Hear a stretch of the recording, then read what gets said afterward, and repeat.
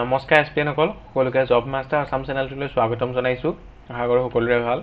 কেন্দ্ৰীয় শক্তি গৱেষণা প্ৰতিষ্ঠানত নতুনকৈ 44টা সহকাৰী অভিযন্তা কাৰিকৰী আৰু কনিষ্ঠ হিন্দী অনুবাদকৰ পদ মুকলি হৈছে। আহকচোন পদখিনিৰ বিষয়ে বিতংভাৱে আলোচনা কৰোঁ।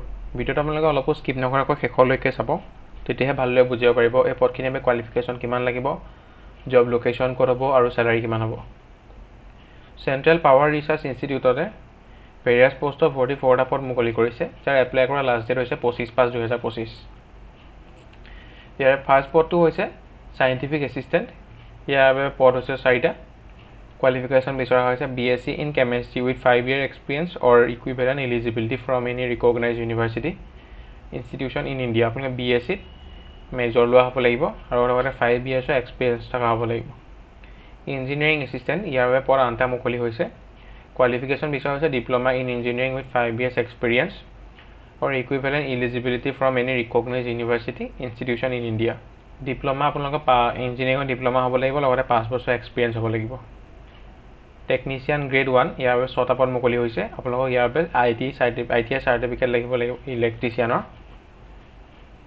এছিষ্টেণ্ট গ্ৰেড 2 পদ 23টা মুকলি হৈছে। ইয়াৰ bachelor degree with typing knowledge or equivalent eligibility from any recognise university institution in India দৰকাৰ হ'ব। এছিষ্টেণ্ট লাইব্ৰেৰিয়ানৰ 2টা পদ মুকলি হৈছে। ইয়াৰ master degree in library science, information science, documentation science with 55% marks পাব লাগে। জুনিয়ৰ হিন্দী ট্ৰেঞ্চলেটৰ 1টা পদ মুকলি হৈছে, যাৰ বাবে কোৱালিফিকেশ্যন বিচৰা হৈছে master degree in Hindi, English or equivalent eligibility from any recognise university institution in India. Scientific এছিষ্টেণ্টৰ বাবে এজ লিমিট দিয়া হৈছে মেক্সিমাম 35 years। ইয়াৰ চেলাৰী হ'ব লেভেল 6 35,400 পৰা 1,12,400 টকা। ইঞ্জিনিয়াৰিং এছিষ্টেণ্টৰ 35 বছৰ দিয়া হৈছে এজ লিমিট।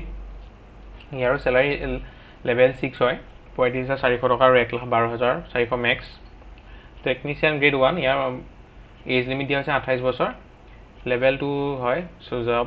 ইয়াৰ 19,900 টকাৰ পৰা 63,200 টকা। এছিষ্টেণ্ট গ্ৰেড 2, ইয়াৰ বাবে এজ লিমিট দিয়া হৈছে 23 বছৰ। ইয়াৰ লেভেল 4 জব হয় 25,500 পৰা 81,100 টকা। এছিষ্টেণ্ট লাইব্ৰেৰিয়ানৰ ইয়াৰ এজ লিমিট দিয়া হৈছে 30 বছৰ। ইয়াৰ লেভেল 4 জব হয়। ইয়াৰ চেলাৰী হৈছে 25,500 পৰা 81,100 টকা। Junior Hindi translator maximum age limit 30 years দিয়া হৈছে। এই লেভেল 6 জব হয়, 35,400 পৰা 1,12,400 টকা হয় চেলাৰী। এপ্লিকেশ্যন ফিজ হৈছে scientific assistant, engineering assistant, junior Hindi translator বাবে 1,000 টকা। Technician grade 1, assistant grade 2, assistant লাইব্ৰেৰিয়ানৰ বাবে এপ্লিকেশ্যন ফিজ হৈছে 700 টকা। কিদৰে এপ্লাই কৰিব? আপোনালোকে গুগলত CPRI ৰিক্ৰুইটমেণ্ট বুলি চাৰ্চ কৰি দিয়াৰ লগে লগে সিহঁতৰ অফিচিয়েল ৱেবছাইটটো খোল খাব। তাত গৈ আপোনালোকে ৰিক্ৰুইটমেণ্ট ছেকশ্যনত যাই প্ৰথম ৰেজিষ্ট্ৰেশ্যন কৰি ল'ব। নিজৰ পাৰ্চনেল ডিটেইলছ, আধাৰ কাৰ্ড, পান কাৰ্ডৰ ডিটেইলছ সকলোখিনি দি পেলাই ৰেজিষ্ট্ৰেশ্যন কৰি ল'ব।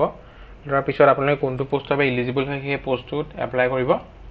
তাত আপোনালোকে নিজৰ কোৱালিফিকেশ্যন চাৰ্টিফিকেটবোৰৰ PDF বনাই ছাবমিট কৰিব লাগিব, লগতে passport size photograph signature upload কৰিব লাগিব লগত। তাৰপিছত ফিজ পে' কৰি দিব। ফিজটো পে' কৰাৰ লগে লগে এটা ৰেফাৰেঞ্চ ID জেনেৰেট হ'ব। সেইটো আপোনালোকে লগত ৰাখি থ'ব। ফিউচাৰ যেতিয়া এডমিট কাৰ্ড ডাউনলোড কৰিব, ই আপোনাক হেল্প কৰিব। এপ্লিকেশ্যন ষ্টাৰ্টিং ডেট 5 মে 2025 আৰু ইয়াৰ লাষ্ট ডেট হৈছে 25 মে 2025। এইখন হৈছে ইয়াৰ অফিচিয়েল নটিফিকেশ্যনখন। যিখিনি কথা ক'লে গোটেইখিনি ক্লিয়াৰলি মেনশ্যন হৈ আছে।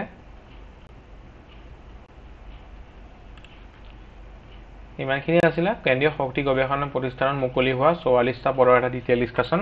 আশা কৰোঁ আপোনালোকে ভিডিঅ'টো চাই ভাল পালে। যদি ভিডিঅ'টো চাই অলপ হ'লেও লাভজনক হ'ল বুলি ভাবিছে তেতিয়া লাইক কৰিব, লগৰ বন্ধু বান্ধৱীয়ে শ্বেয়াৰ কৰিব আৰু চেনেলটো ছাবস্ক্ৰাইব কৰিবলৈ নাপাহৰিব। ধন্যবাদ।